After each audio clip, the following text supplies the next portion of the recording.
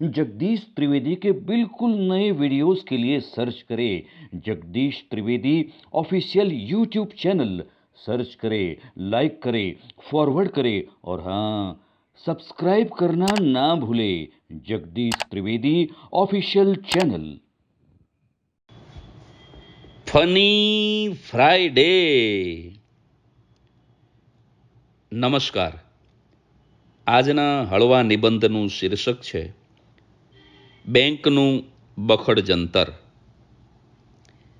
આ નિબંધ મેં ત્યારે લખ્યો હતો જ્યારે ગુજરાતની અંદર કોઓપરેટિવ બેંક બંધ થવાની એટલે કે બેંકોના ઉઠમણાની સિઝન ચાલતી હતી.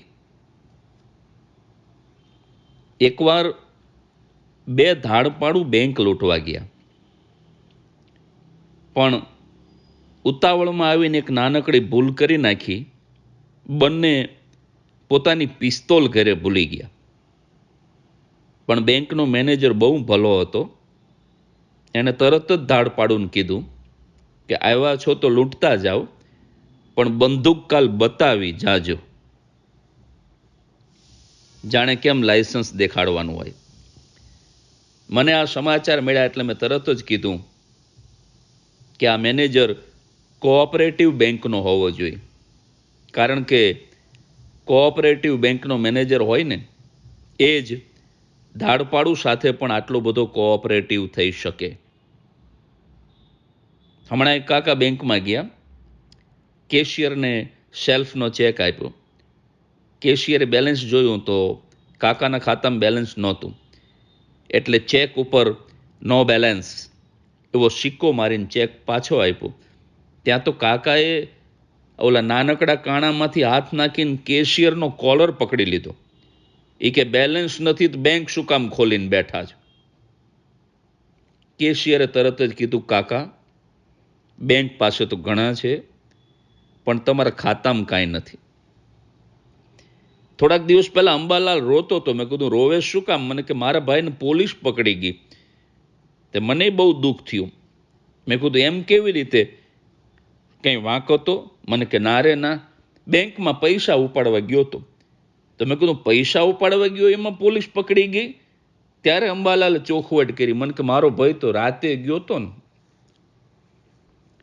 રાતે રૂપિયા ઉપાડવા જાઓ બેંકમાં તો પોલીસ પકડી ન જાય તો શું હામયું કરે? પણ રાતોરાત રૂપિયાવાળા થવા માટે મને એવું લાગે છે કે બેંક લૂંટવાની જરૂર નથી, બેંક બનાવવાની જરૂર છે, કોઓપરેટિવ બેંક. કારણ કે જે ધાડપાડું બેંકને લૂંટે છે એને તો સતત પોલીસની બીક લાગે છે, પણ આ ધાડપાડું, બેંક બનાવવાવાળા ધાડપાડું, એને નથી પોલીસની બીક કે નથી પબ્લિકની બીક. પોલીસ અને પબ્લિકની વાત તો છોડો સાહેબ, એને ત્રીજો પરમાત્માની પણ બીક નથી. પોતાના બાપુજીની પેઢીઓ એવી સહકારી બેંક ખોલી નાખે, પછી એને લૂંટાય એટલી લૂંટે. મામા માસીનાને નોકરીએ રાખે, મામા માસીનાને લોન આપે, અને પછી બાપુજીની પેઢી બંધ કરતા હોય એવી રીતે બેંક બંધ કરી નાખે, બેંકનું ઉઠમણું કરે. આ સફેદ લૂંટારા છે. એને પોલીસનો ડર નથી, પબ્લિકનો ડર નથી, પરમાત્માનો ડર નથી. આ મારો બળાપો બંધ થઈ ગયેલી કોઓપરેટિવ બેંક સામે છે, એના વ્યવસ્થાપકો સામે છે. હમણાં મોંઘી ભાભી એટીએમમાં ગયા પૈસા ઉપાડવા. મશીનમાં લખેલું આવ્યું એન્ટર યોર પિન. ભાભીએ માથામાંથી હેરપિન કાઢીને મશીનમાં ખોશી. મશીન તો બંધ થઈ ગયું. ભાભી તો રૂપિયા ન ઉપાડી શક્યા, પણ ભાભીની પાછળ જે 8-10 જણા ઊભા હતા ને એ બધાને બીજા એટીએમમાં જવું પડ્યું. બને છે સાહેબ. 21મી જૂન 1987 મેં થાનગઢની અંદર મારું નાનકડું ઝેરોક્સ સેન્ટર શરૂ કર્યું. ઝેરોક્સનો ભાવ હતો 1 રૂપિયાની 3 કોપી. મારા ગ્રાહકો મારા જેટલા જ બુદ્ધિશાળી, એ મને ખરેખર પૂછતા, આ જોક નથી, મને પૂછતા અમુક ગ્રાહકો, અંગ્રેજીમાં ઝેરોક્સ કરો છો? અને હું જવાબ આપતો કે હા, જાપાનનું મશીન લાવ્યો છું ને, ફોરેનનું મશીન, એટલે અંગ્રેજીમાં નીકળે છે. આવા ગ્રાહકો 1 રૂપિયાની 3 કોપી ભાવ, 1987ની સાલ. એ વર્ષે મેં સુરેન્દ્રનગર જિલ્લાની એક કોઓપરેટિવ બેંકની થાનગઢ શાખામાંથી સ્કૂટર માટે લોન લીધી હતી. નાનકડી એવી લોન હતી. 1000 રૂપિયા કરતાં ઓછો હપ્તો હતો. પણ ક્યારેક એવું બનતું કે હું હપ્તો ચૂકી જતો. આમ તો હું નિયમિત હપ્તા ભરતો, કારણ કે હું એક શિક્ષકનો દીકરો, વળી બ્રાહ્મણનો દીકરો, એટલે ડિફોલ્ટર થવાનો મને કોઈ અધિકાર નહીં. એટલે હું નિયમિત હપ્તા ભરતો.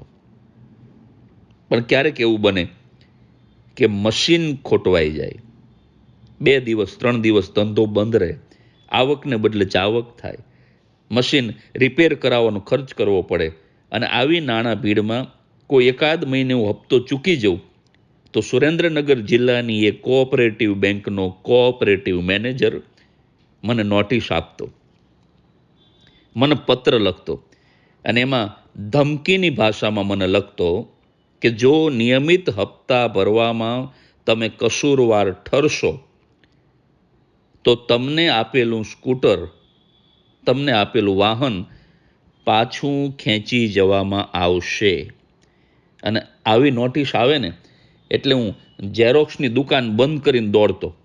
મિત્રો પાસેથી ઉછીના લઈને તાત્કાલિક હું હપ્તો ભરી દેતો.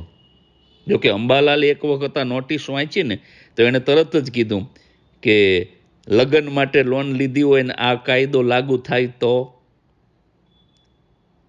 મેનેજર લખે કે હવે હપ્તો નિયમિત નહીં ભરો તો તમારી ઘરવાળીને તમારા સસરા પાછી ખેંચી જશે. તો મને કે હું એકેય હપ્તો ન ભરું. પણ મને 4,000 થી 5,000 રૂપિયાની કુલ લોન આપી હતી, અને 700-800 રૂપિયા જેવો મામૂલી હપ્તો હતો. અને એ ભરવામાં ક્યારેક કસૂરવાર ઠરું તો એ બેંક મને નોટિસ આપતી. એ બેંક કોઈને પણ જાણ કર્યા વગર, પોતાના ગ્રાહકોને જાણ કર્યા વગર, કારણ કે એ બેંકની ભીંત ઉપર ગાંધીજીનું લખેલું સૂત્ર મેં અનેક વખત વાંચ્યું છે, કસ્ટમર ઇઝ ગોડ. એના ગ્રાહક દેવતાઓને જાણ કર્યા વગર અચાનક બંધ થઈ ગઈ. સાહેબ, 40 કરોડ રૂપિયા લોકોના હલવાઈ ગયા. 4,000 રૂપિયા માટે મને જે નોટિસ આપતા, હવે એને કોણ નોટિસ આપશે? આ લખનારના 3 લાખ રૂપિયા એની અંદર હલવાઈ ગયા, અને બેંક રામ બોલો ભાઈ રામ થઈ ગઈ. મેનેજર મને મળતા ને ક્યારેક તો એમ કહેતા કે મુદ્દલ ભળે તમે વહેલું મોડું આપો, પણ વ્યાજ તો તમારે નિયમિત આપવું જ પડશે.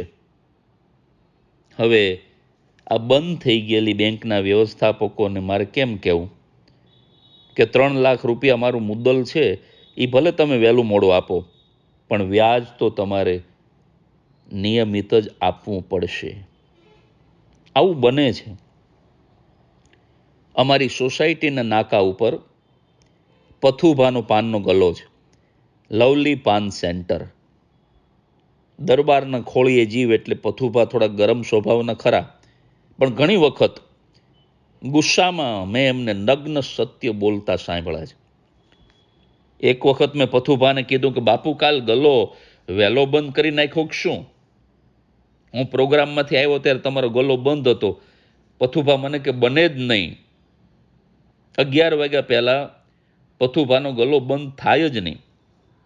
એટલે મેં કીધું કે ના બાપુ, મને કંઈક એવો વહેમ છે કે 11 પહેલા બંધ કરી નાખ્યો હતો. હું 2 વખત બોલ્યો એટલે પથુભા ગુસ્સે થઈને બોલ્યા કે બને જ નહીં જગદીશભાઈ, આ પથુભાનો પાનનો ગલ્લો છે, આ સુરેન્દ્રનગર જિલ્લાની કોઓપરેટિવ બેંક નથી કે ગમે ત્યારે બંધ થઈ જાય.